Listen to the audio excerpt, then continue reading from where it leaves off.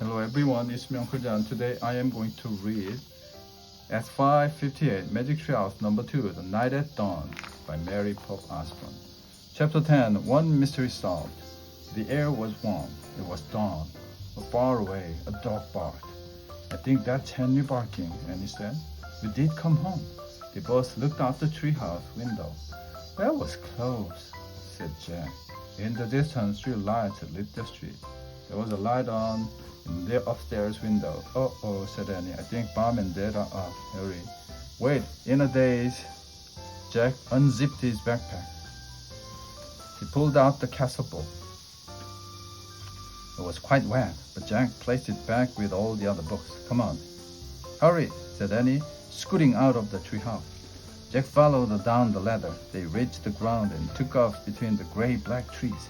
They left the woods and went down the deserted street. They got to their yard and crept across the lawn, right up to the back door. Jack and Annie slipped inside the house. They are not downstairs yet, whispered Annie. Shh, said Jack. He led the way up the stairs and down the hall. No sign of his mom or dad, but he could hear water running in the bathroom.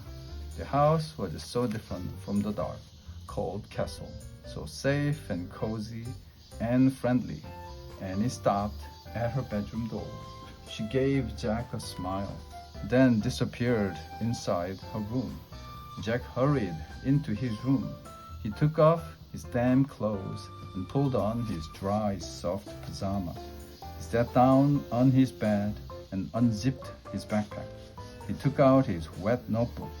He felt around for the pencil, but his hand touched something else.